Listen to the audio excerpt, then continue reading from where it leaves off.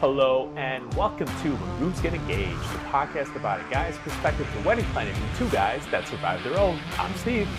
And I'm Chris. And each week we will talk about how we navigated a different part of the wedding planning journey, what we learned in the process, and what maybe we wish we had done differently.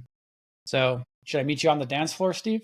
Hell yeah, let's boogie! Woohoo! Yes, so today, Chris, we are talking about the music and the DJ.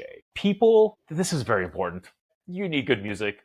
This is the party, right? This is the party, yes. People will be there to hear you say I do, but they will stay to tear up the dance floor all night long.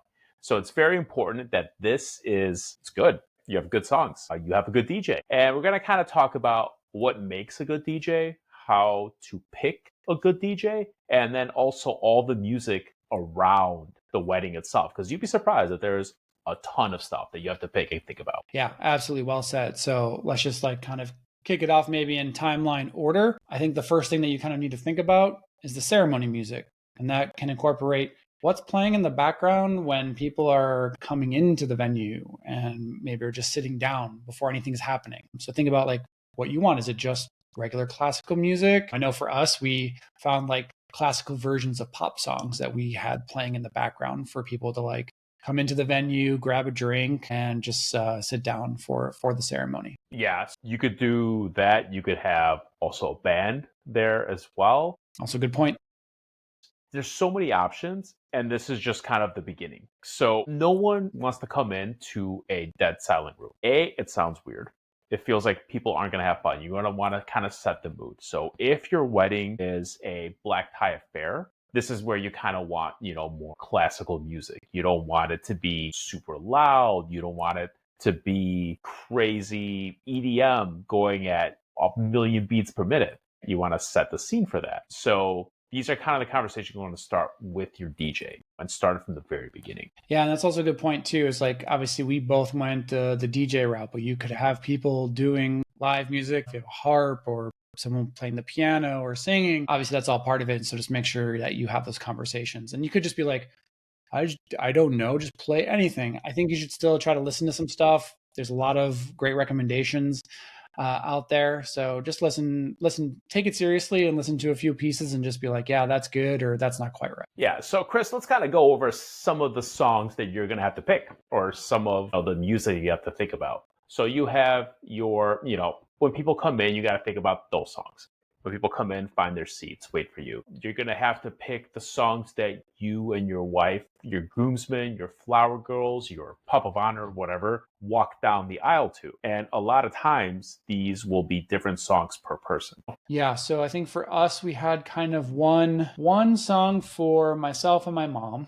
And then for the rest of the party and the flower girls was another longer piece. And then Catherine had her own entrance music. So that's we just kind of did three main pieces. Mm-hmm. So you enter to that music, but then Chris, you also need exit music when you leave. And those are going to be different songs. That was actually probably one of the harder decisions to make for me. Isn't it weird how hard it is? Because Catherine put me in charge of the music. So I was just I don't know what song I want. You can go really cheesy or you can, you want something upbeat, but is it an old school, upbeat song or is it newer? There's a lot of different options. And so I felt like this was the one that I went back and forth on a lot. Do you remember what you ended up picking? I will remember. Just it's going to be later in the episode. I'm going to be like, oh, that's a song, But it was it was an older song. Yeah, it's a classic. You've heard it a million times at a wedding, but it fits so perfectly for that exit music. Yeah, and you're going to be thinking about these. You're going to be like, does this moment need a song? And then you're going to forget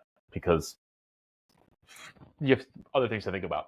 So exit songs, you got to figure out that. When the DJ presents you to the public, as husband and wife, yep, you need a song for that. All of your groomsmen and bridesmaids, they need their own entrance songs. So I also saw that a lot of people just have the same song. They just do one song for all those entrances. But I think it's so much more fun when everyone has their own wrestling style or when they're coming up to bat, right? Everyone kind of has their own little entrance music. I think that's kind of cool. Yeah, so they all need songs. And that's good because they can kind of pick their own. You can put it on them. Yeah. As long as they don't pick something too obnoxious. Or tell them send me 3, Yeah.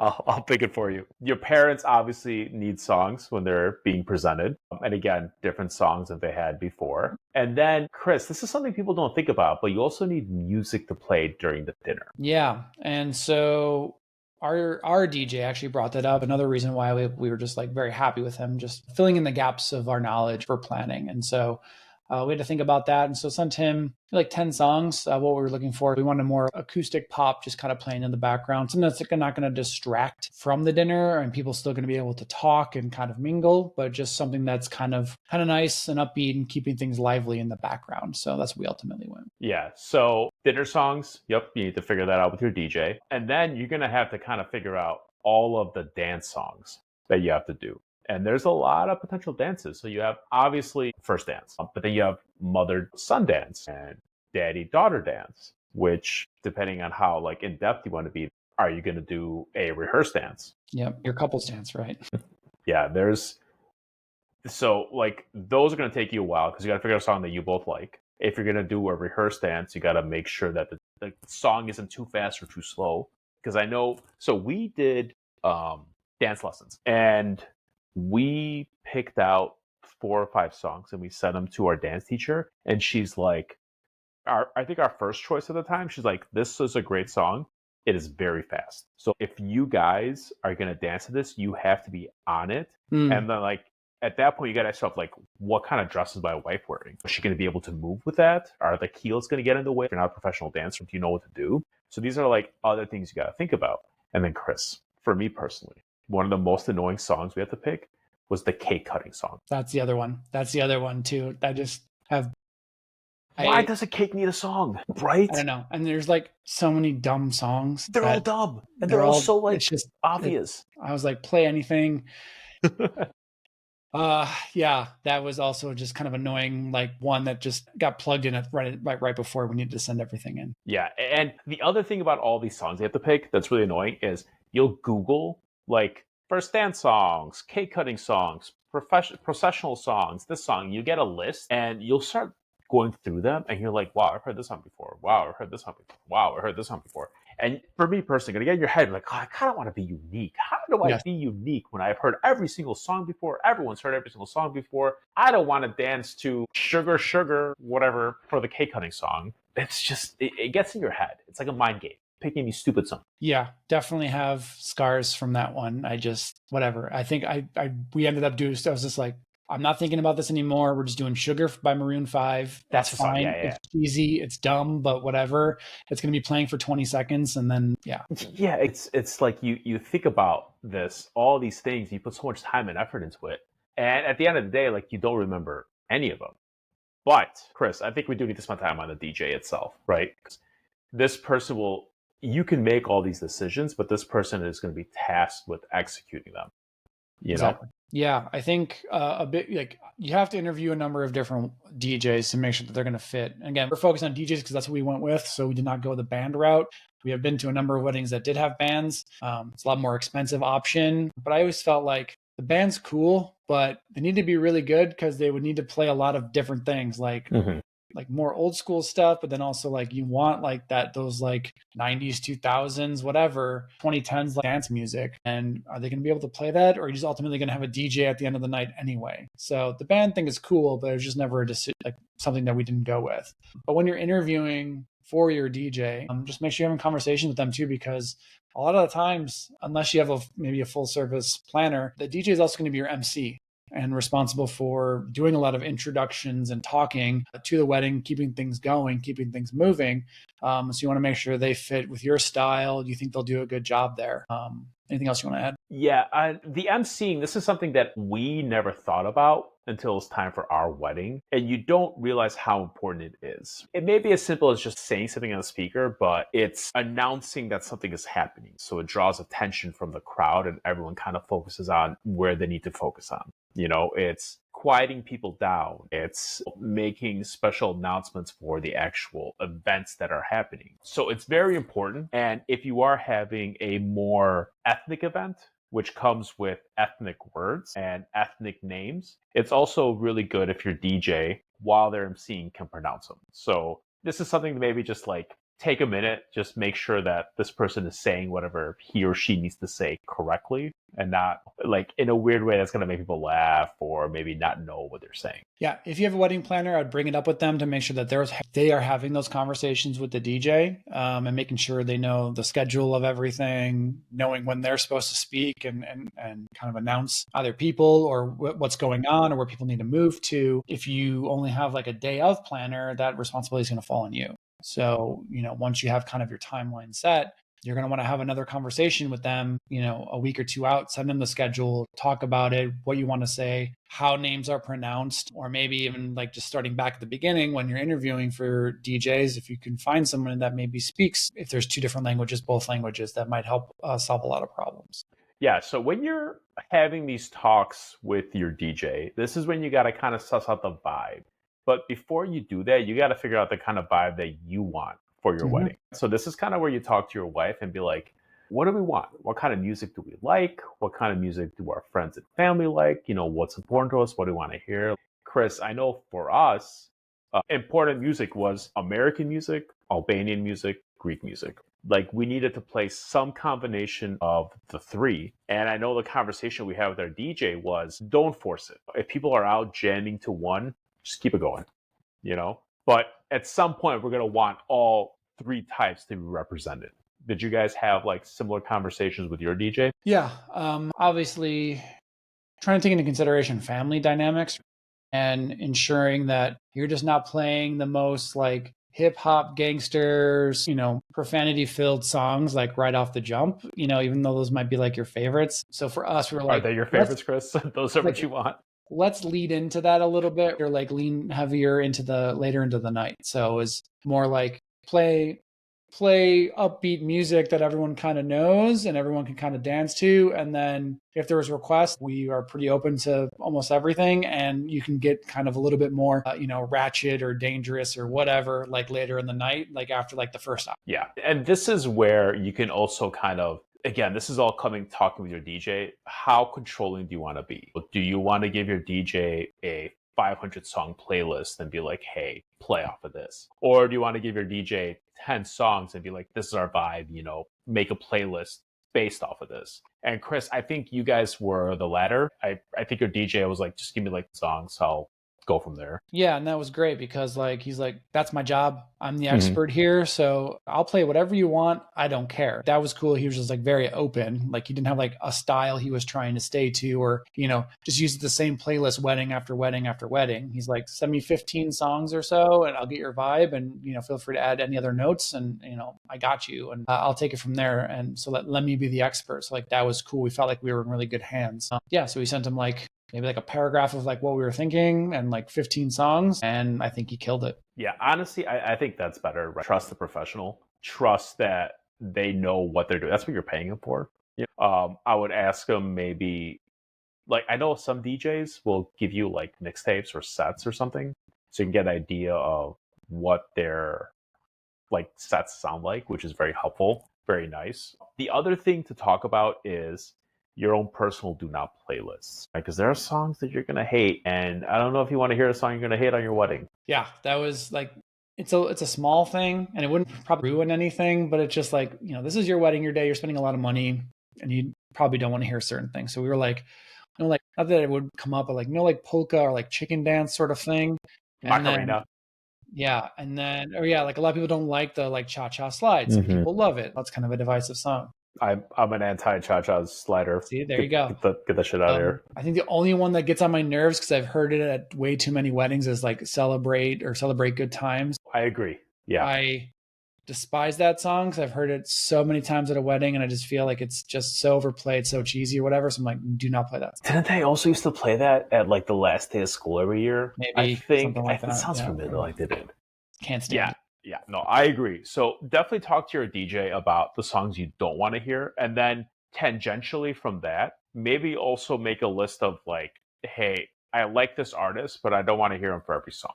I know from like my wife loves Taylor Swift, and I don't mind Taylor Swift. I like a good amount of her songs. However, I'm like, we can't have every other song be Taylor Swift. You Careful, know, don't rile the Swifties. listen, I feel like they know it's not everything's about Taylor. Sorry, girls. But another example is like Bruno Mars. He has a lot of good songs, and they would all be acceptable in a wedding scenario. But at that point, you're just playing 10 Bruno Mars songs in a row. Yeah, It's Catherine like had a limit similar that. thing. Yeah, she was like, just limit the amount of like, she's like, love Justin Timberlake, but just not every song like have him or. Yeah. Is this before or after he ruined the world And tour? she did not want the song "Happy" played at the Oh, wedding. the Pharrell song? Yeah, Yeah. And these are things that, whether for whatever reason, it doesn't matter if it's a dumb reason or not. It's your yeah, wedding. Who cares? You know, like they annoy you, or they would annoy you if they're overdone. Just tell your DJ, be like, I don't want this song. I don't want more than two of this artist playing at any given time. The other cool thing is you can also tell them if they're a good DJ is I like this style of music or like popular songs, but I want them done in this style. There's a big genre of like I'm into, or at least I was, the emo songs, and there was always like every year albums of pop songs being done by like punk bands, which was always like a fun differentiator. Like you have EDM songs done acoustically that could be different as well. Like talk to your DJ about like what vibe you want to hit, like what kind of things you want to get done. yeah. And also check out their Instagram page or like, Mm-hmm. YouTube. Maybe they have sets there too. So you can see what they like to do and see if that kind of like lines up. Again, they should be flexible, but if they're very into certain genres, you might want to lean into that if that's your style, or maybe not go with them if that's totally what you don't. Yeah. And then going back to all the songs you had to pick before the DJ, one of the things that we did actually, Chris, that my wife was able to like really capitalize on is AI. Because I know, remember how like you Google all these playlists and you get all these the same songs, but you can also use Pandora's and Spotify's predictive algorithms to get songs that are similar to ones you like that you've never heard of before. Yeah, love that. So I know for our first dance song, this is kind of how we figured it out. I plugged in like maybe 8 or 9 songs that were basic first dance songs that I've heard before that I liked. And then we got a separate list of songs out. And some of those songs, like I mentioned, were too fast. So then my wife took a couple of songs that we liked that were too fast and also put them into Spotify's AI, and it spit out our actual first dance song, which neither of us have ever heard of before. We love the song. Our dance teacher never heard of the song before. It was completely unique. Like I think no one's ever heard of the song before. And it's like really fun to play with this. That's cool. It makes it so much easier than just looking at a list, just putting it into a Spotify playlist and it'll spit out songs that are similar to it. My entrance song was to a acoustic version of The Legend of Zelda. And Yeah, I that was fun. loved it. Again, my wife found it on Spotify, just using that AI. It's like use technology. It's to your advantage though. Yeah, that's great. I didn't end up using those tools, but that's a great tip for people out there. Just let AI do the work for you, right? Or give you suggestions that are maybe not so obvious, Mm-hmm. because a lot of the articles you see, 95% all the same songs on there. It is. So yeah, maybe using those tools will help. Kind of give you new ideas. Yeah. This is one of the things that you can spend a lot or a little time on, but this is one of the things that I recommend you trust your DJ. You don't get in your head about all of the million options that there are. And what I will also say is when it comes to the music, especially if you're going to do a first dance, if you are going to do a choreographed first dance, give yourself like 10 weeks. Right? Most packages are once or twice a week, give or take.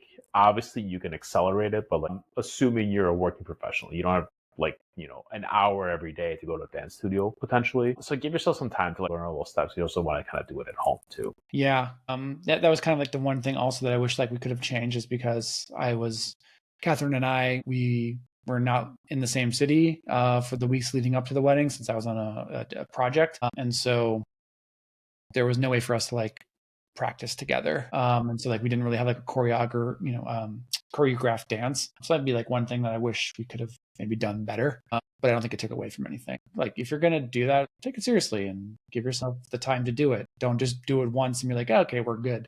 Mm-hmm. Practice. And it's going to be a big moment, special moment. Yeah. And don't be afraid to like, take advantage of your friends and family and kind of ask them what they want to hear, especially parents. Again, especially if you have any like cultural significance to you. Yeah, exactly. Like obviously incorporating that is very important. But yeah, again, I think trying to strike the right balance because you're going to have a lot of different age groups and also like, what's acceptable or what they feel comfortable dancing to and whatnot. So I think that was just something that we thought about a lot, was just making sure that we had, at least initially, like the first hour was going to be like stuff like everyone would feel comfortable to and something everyone would know. And then we'd open up to requests and just kind of like, just be more of a big dance party. Yeah, yeah. And like everything's expensive, obviously. I think a good DJ will overperform what they cost you. So if you're between like, I guess my point is I don't know how much you should use this as a place to save money. I'm not sure what the average cost. Actually, let me take a step back. I don't know what a DJ costs in America. In Greece, it was like $2,000-3,000 maybe, if that. Which at that point, it's not that much. So I guess I have no concept. Chris, what is that? What does a DJ even go for in the States? It could be anything, but for us in Chicago, like if you wanted somebody with experience that, like again, you could research and see YouTube channels and Instagram pages and everything. Anywhere from like, there's probably cheaper options, but I'm saying like $2,000 to $4,000. Okay. Yeah. And I think that's not terrible for when you consider like what a good DJ does for the event. Yeah. Again, there's a lot more to it than just like playing. They're keeping everything moving. They're keeping a timeline. They're playing things at the right moment. And they're also likely emceeing part of your wedding. So it's more than just, clicking a button. Yeah. Yeah. So don't be afraid to, spend a little bit more if you feel like you have a better vibe with someone. If you feel like what they're doing matches more what you're trying to go for. Because again, the dance floor will be 4 or 5 hours, potentially more. Yeah. See, that's a different thing too. Because, obviously we had a lot of stuff in our wedding, but we were also trying to balance it out because we had a lot of stuff, but then there was also like, wow, this is not a lot of time for dancing. But then also you don't want too much time for dancing because then people just are tired and they don't want to dance for 3 hours straight. So you have to kind of find the right balance. And then I think something that we also did for our wedding was try to have like tchotchkes and stuff that like made people want to be out there. So, we had like, glow sticks and things for people to do on the dance floor. And also bought a bunch of flip-flops in different sizes for all the girls to change into so that they could, be out on the dance floor. So think about stuff like that to kind of keep the party going. Jonathan's kids loved those glow sticks. So they had so much fun with those. Yeah, they're like little lightsabers. Yeah, everyone loves lightsabers. Anything else? But yeah, Chris, I think we kind of covered a lot of it. Don't take this lightly. It will overperform, especially if you have a good DJ, setting a good vibe. You're going to enjoy it a lot. Chris, anything you want to add to that? No, I mean, again, like we talked about, like a good photographer is great because you're going to always have those memories. I think this is also a crucial vendor that you're going to hire, a crucial hire that you're going to have. And again, it's not necessarily going to like elevate your wedding to like the most amazing thing if you have the best DJ. It helps, right? And they can do different things. Oh, one other thing I would say is, before we wrap up, is our DJ also had a bunch of packages. So a lot of DJs have packages. So like ours, you're able to include like a photo booth if you wanted to do that with different backdrops. They had custom like monograms like on lights that you can like display on different walls, uplighting, sparklers, and also like clouds. So they were able to like, if you want to like just cover the dance floor and like a low hanging cloud that you can dance on. I saw that a lot. European DJs. We were this close to doing it too. European DJs do that. I know it was one of our options. I was like, oh, this looks dumb. That's what I thought about it. It's like, But just know that your DJ can provide a lot more than just the music. So again, as it brings the vibes. So it could be just see what else they offer. And it could be cheaper than trying to get several different vendors. If you have the right DJ, you can get kind of everything in the same package. So yeah, it's kind of an important piece. Yeah, no, Chris, I agree. Ask your DJ. I know our DJ was the DJ, but they were also the lights. And like you said, photo booth could have gotten that as well if we wanted to. So ask your DJ what else they provide. It doesn't hurt, honestly. Great. But yeah, Chris, I think that covers music. Don't save it for the last minute. There's more songs than you think you have to pick. And whatever songs you can make someone else pick because they're their songs, by all means do it. Don't feel like you have to do everything. Yeah, exactly. Again, you don't have to spend a lot of time, but just I think the most important part is the interview. Making sure you find someone that matches the style that you want. That takes care of 80% of it. And then just making sure that you're communicating either through your wedding planner or directly with them as you're leading up to the big day, just to make sure that they're fully aware of timeline expectations, and they have everything they need to be successful, because it could be awkward if they're kind of caught unaware because they're on the mic. So it is kind of probably maybe a more overlooked part of the wedding, but can kind of make or break your day. Yeah, no, absolutely. But yeah, Chris, I think that's going to be quite a bit of information to get our fellow grooms going. Awesome. Thanks for hanging out, Chris. We'll see you next week. Everyone, thanks for joining. Like and subscribe. Share this if you found it useful. All right, Chris, we'll see you next week. See you next week. All right, bye.